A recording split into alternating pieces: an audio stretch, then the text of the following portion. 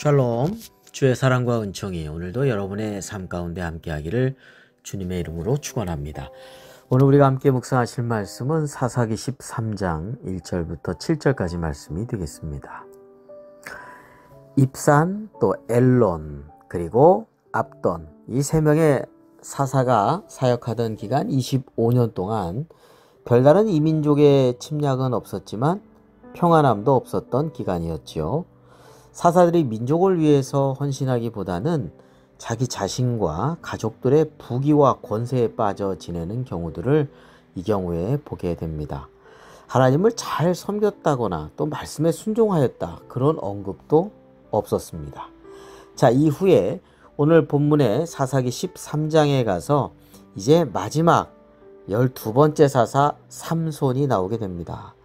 삼손이 태어나기 전에 영적 이스라엘의 그런 상황을 묘사하고 있습니다. 자, 1절입니다. 이스라엘 자손이 다시 여호와의 목전에 악을 행하였으므로 여호와께서 그들을 40년 동안 블레셋 사람의 손에 넘겨주시니라. 점점 타락으로 가던 이스라엘은 다시금 하나님 앞에서 악을 행하고 이로 인해서 무려 40년이라는 기간 동안 이민족 블레셋의 압제 속에서 살아가게 되었습니다. 사사기 전체에서 40년의 압제 기간은 가장 긴 억압의 기간이었습니다. 그만큼 이스라엘 자손들이 하나님 앞에서 악으로 치달았음을 의미한다고 하겠습니다. 자, 그러한 때조차도 이스라엘은 부르짖어서 하나님을 찾았다는 성경의 내용이 없습니다. 영적으로 무감각하여 가고 있었던 것이죠. 그러나 하나님께서는 이스라엘을 향하여 은혜를 베풀어 주셨습니다. 정말 일반적인 은혜라고 할 것입니다. 왜 그럴까요? 이스라엘이 너무나 불쌍해서였을 것입니다. 40년의 긴 기간의 압제 속에서 고통받고 있는 이스라엘 자손들을 하나님께서 긍휼히 여기신 것이죠. 자, 이스라엘의 단 지파 사람 마노아라는 사람의 아내에게 하나님의 사자가 나타나셔서 이스라엘을 블레셋의 압제에서 구원할 아이가 태어난다, 이렇게 말씀이 전해지죠. 하나님의 구원의 역사가 시작되는 것입니다. 사실 마노아의 아내는 임신하지 못하여서 출산하지 못하는 그런 상황이었습니다. 그런데 하나님께서 그녀의 태의 문을 여시고 구별된 나실인으로 살아갈 아들을 낳게 해주신다라는 말씀을 하신 것이죠. 이 나실인은 구별된 사람, 이런 뜻을 가지고 있습니다. 그래서 포도주 또 독한 술을 마시지 않고요, 면도칼로 머리털을 깎지 않습니다.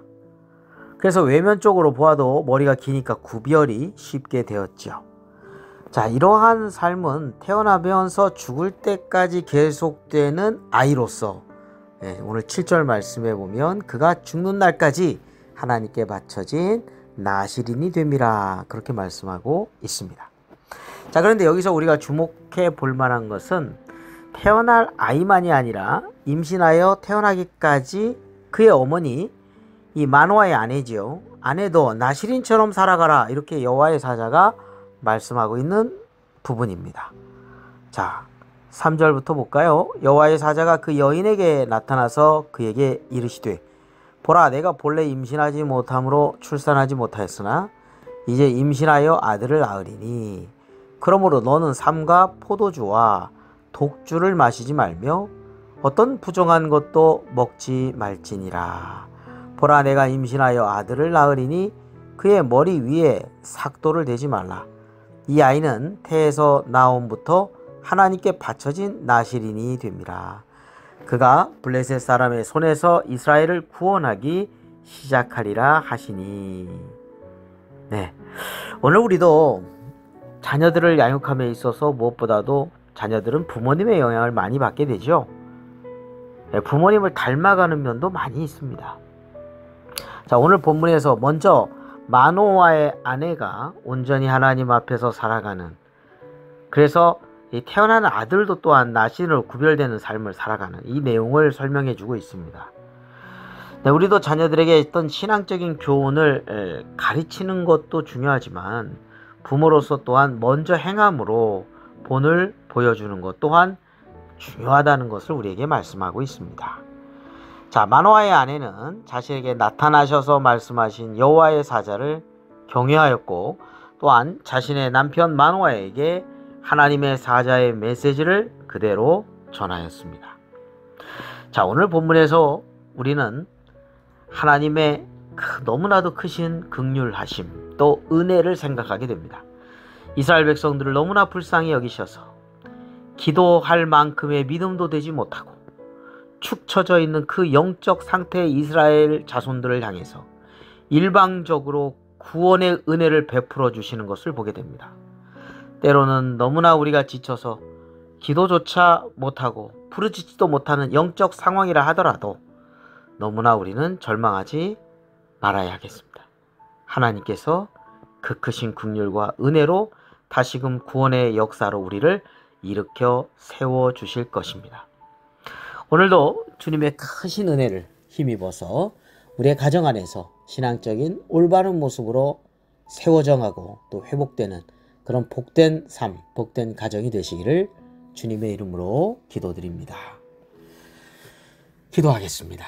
거룩하고 자비로우신 하나님 아버지, 저희들이 힘없고 지쳐 쓰러져 있을지라도 크신 주님의 긍휼하심으로 다시금 일어날 은혜를 베풀어 주심을 믿습니다. 오직 주님의 은총 가운데 살아가게 하여 주옵소서. 예수 그리스도의 이름으로 기도드립니다. 아멘.